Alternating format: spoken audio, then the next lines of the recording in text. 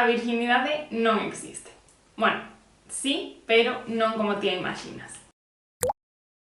Socialmente considérase virxe a toda aquela persoa que non tivo relacións sexuais. Con todo, habitualmente é un concepto que vai ligado ás mulleres, as relacións con penetración e a rotura do hilo. Este enfoque non só limita a experiencia sexual feminina, senón que tamén perpetúa as ideas de que a sexualidade das mulleres debe ser vixiada ou controlada. O feito de centrar a conversa sobre a virxindade nas mulleres reforza estereotipos de xénero que colocan a responsabilidade sexual e moral exclusivamente sobre elas. Ademais, isto fai que a experiencia sexual masculina se vexa como unha proba de virilidade ou madurez, creando expectativas e presións en todas as persoas.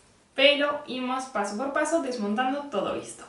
O hime é unha membrana delgada e flexible que pode cubrir a abertura da vaxina e durante moito tempo foi utilizado como un sinal de non ter mantido relacións sexuais. O que acontece é que este hime é diferente en cada persoa. Podes nacer sen el. Pode ser tan flexible que nunca chega a romperse, nin sequera coas relacións sexuais con penetración.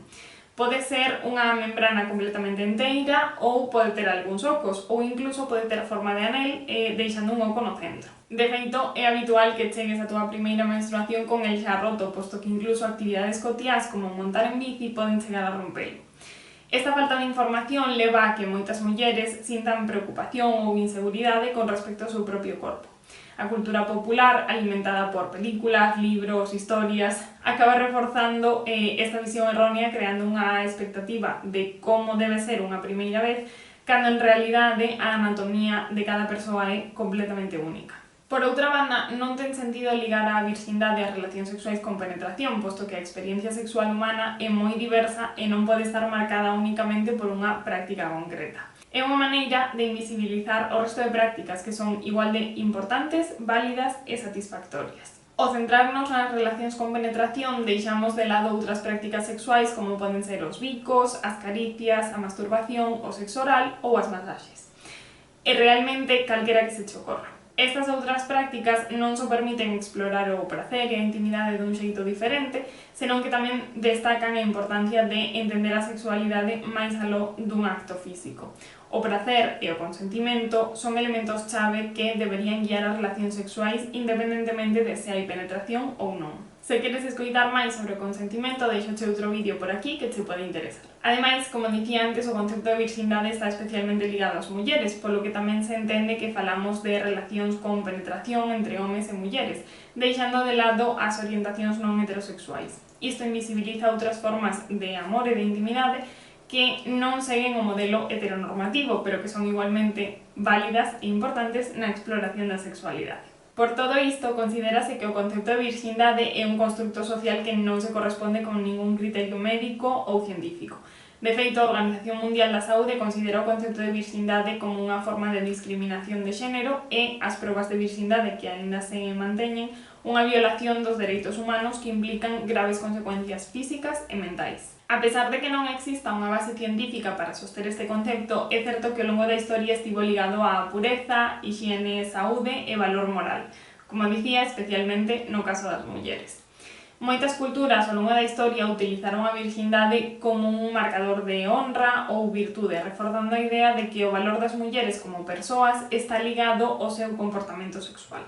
Estes estereotipos tamén fomentaron a idea de que o corpo feminino pertence non á muller, senón á súa familia ou á súa comunidade. Esta perspectiva patriarcal continúa influindo nas normas sociais e afecta a forma na que se perciben as mulleres que exercen a súa liberdade sexual fora das expectativas tradicionais. Ademais do impacto que estes estereotipos poden ter no imaginario colectivo, o propio concepto de virxindade pode ter consecuencias directas nas persoas.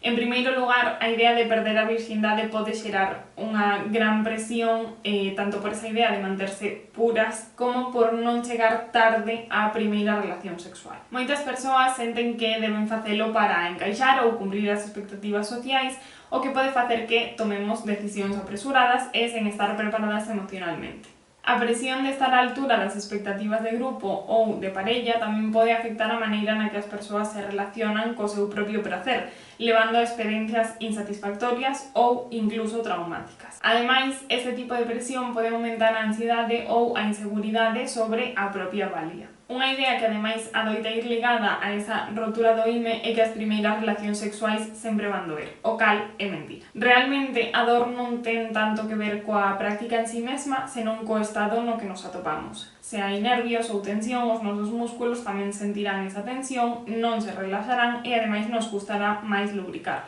o cal vai provocar fricción e molestias. Algo que pode facer que esteamos nun ambiente máis relaxado e ter unha boa comunicación é ter a seguridade de poder dicir que nos gusta e que non, que queremos facer e que non.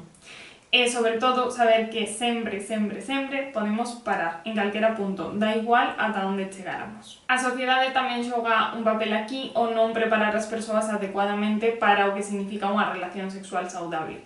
O mito da dor perpetúase a través de historias compartidas, educación deficiente e falta de información sobre o consentimento e a importancia de estar nun ambiente de confianza. Ademais, como ben di María Reimóndez en Bárbaras, un libro que te recomendo moito, esta dor que asumimos que é normal nas relacións sexuais asemellase bastante á dor da menstruación, que tamén asumimos como normal. É dicir, no caso das mulleres hai unha socialización que nos di que a dor é algo normal nun acto que deberá ser pracenteiro ou nunha función física, que temos que aturar sen explicar o que nos pasa, o cal xa en si mesmo é unha forma de violencia. Como che dicía antes, as presións sociais tamén poden levar a que as persoas non sexan capaces de establecer límites ou tomar decisións informadas sobre a súa propia sexualidade. Cando o foco está en cumprir as expectativas dos demais, deixamos de lado a importancia do consentimento, da nosa preparación emocional e da conexión coa nosa parella. Para ter unha sexualidade sana é fundamental que a xente poida tomar decisións de maneira autónoma, baseadas no seu propio desexo e sen estar condicionadas polos mandatos sociais. Esa autonomía sexual non só implica a capacidade de dicir non, senón tamén a capacidade de dicir sí cando realmente se desexa, sen que ese desexo se vexa influído por factores externos. Ter un espazo de confianza onde a persoa poida expresarse libremente é esencial para unha vida sexual saudable. E isto me leva ao seguinte punto. A cultura da virxindade acaba limitando a capacidade das persoas para tomar decisións de maneira independente sobre o seu corpo e a súa sexualidade, posto que pode levar a que sempre te esteas preguntando que vai pensar a xente de ti se faz algo ou se non o faz. As normas sociais acaban dándonos a idea de que as decisións sobre o noso propio corpo van ligadas ao xuízo do resto da sociedade, de maneira que se limita a nosa liberdade para elixir cando, con quen e como vivir a nosa sexualidade. Esta falta de autonomía pode levar a sentimentos de culpa ou vergoña, tanto por ir demasiado lonxe como por non facer o suficiente, e acaba creando un ambiente de presión no que é difícil tomar decisións auténticas e informadas. Para superar estas limitacións é fundamental desmitificar o concepto de virxindade e promover unha visión da sexualidade como algo persoal e único no que cada persoa decide o seu propio camiño.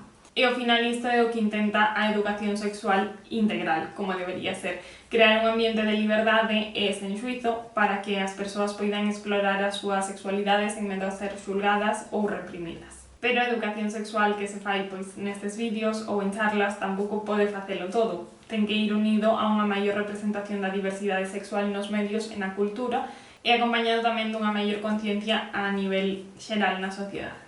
Como sempre, moitas grazas por chegar ata aquí e por ver o vídeo. Se aínda che queda algunha dúbida, deixa nos comentarios e intentarei respondela o antes posible.